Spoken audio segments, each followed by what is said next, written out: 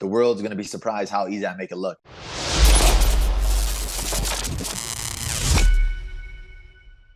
Chisanga Malata of the Sun here with a man who needs no introduction. One half of the upcoming pay-per-view in just a couple of weeks. Belal, remember the name Muhammad, speaking to me on his birthday as well. I know that because mother's birthday as well. So happy birthday to you. How are you doing, Belal?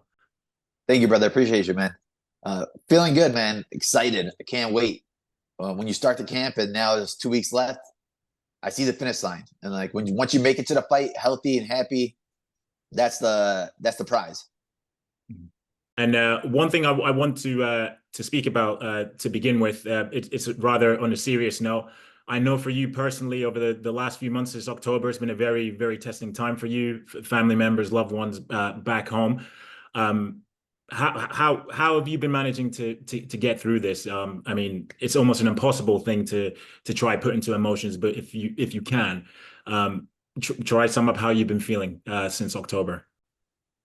I mean, honestly, it's one of like the hardest years mentally, emotionally, because you wake up every single day and you're hoping that something will change, or you'll see a big headline of like it's over, it's free, this, but there's nothing, right? It's always another day of just looking at death, seeing things, and you're seeing the world starting to get numb to it.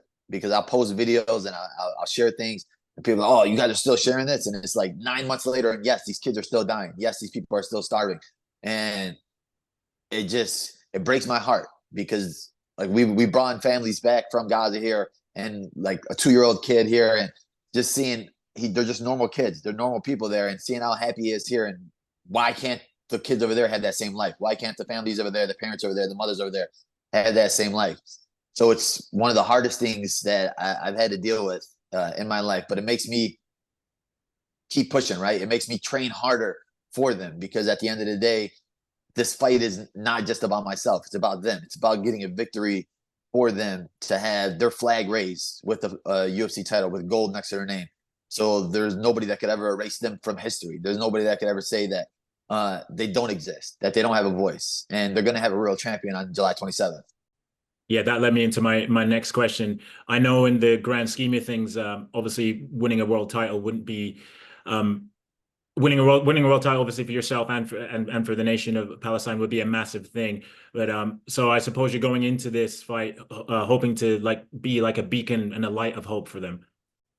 Yeah, because I mean, after every one of my fights, I'll get so many messages from people there. Even the families that we brought from Gaza here, like they were like afraid to ask me for a picture because they were like huge fans, and I'm looking at them like, I'm a fan of you guys. The fights that you had, the faith that you show, the resilience that you guys show, like to the strongest people in the world.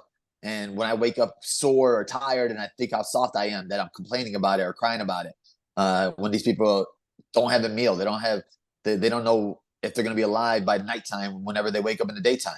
And that's the real fight. This is not a fight for myself. It's just the hope in that those 25 minutes or in that small period of time that they could watch and cheer or think about something else, right? Distract them from something else. And for them to say that, I'm so proud that we have a champion. I'm so proud that we have somebody like you to have a voice and to raise our flag and to show the world that we do exist. And that's my biggest moment. That's a bigger thing for me than winning for my people or my family in Chicago. I'd rather win for the people in Palestine no matter what.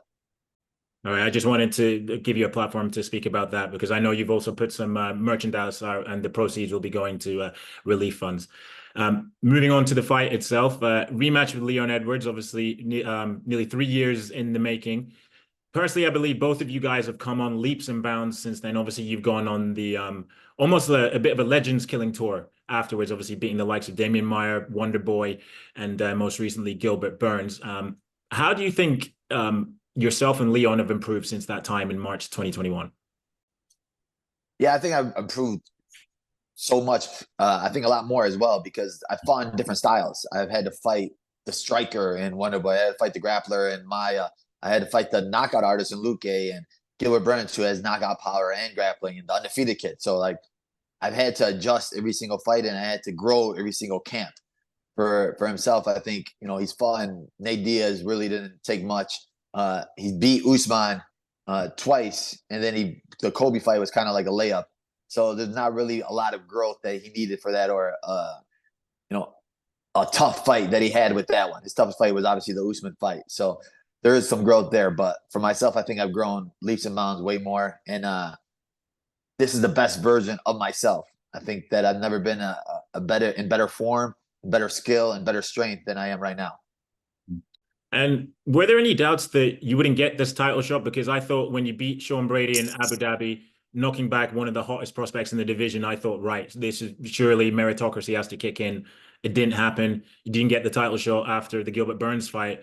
Was there any moment in time when you were thinking to yourself, what on earth do I have to do? Oh man, there's a lot of those moments, right? There's a lot of those where you're looking at it like, bro, it's never gonna happen. It's not gonna happen, especially after beating Sean Brady the way that I beat him. It was like, bro, come on. And then you have to have the rematch with Usman and Leon, and then Leon takes forever to fight. And it's like, I love to fight. I love to be in the cage, especially when I'm healthy. So I want to stay active. But I have big mentors around me and big my coaches around me that are always telling me, be patient, it's gonna happen at the right time. Having faith in God, trusting his plan no matter what.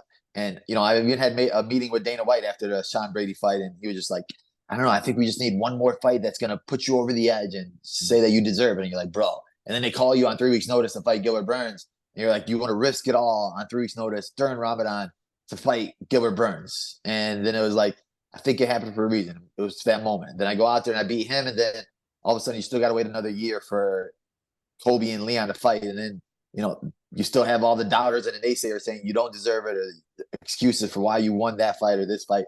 It was tough, but having that small circle around me, keeping me strong, keeping me faithful, and Habib literally told me right after I beat Gilbert that this is gonna be your longest wait. Before you get the title fight, it's gonna be a long wait. So just be patient. Just be patient.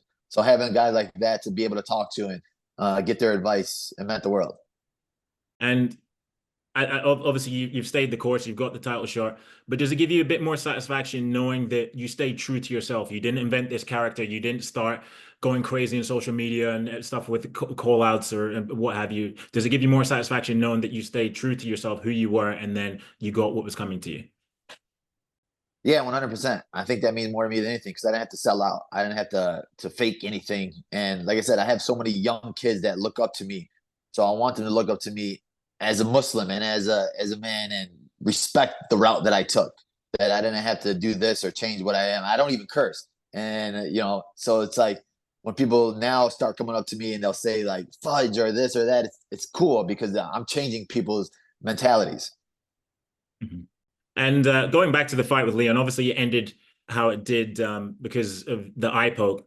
But a lot of people didn't obviously know. I listened to you. You spoke on the Joe Rogan podcast. You also had a previous eye injury, so that's why your fear and you were so much overcome with emotion afterwards because you were potentially thinking, like, well, I could potentially lose my eye.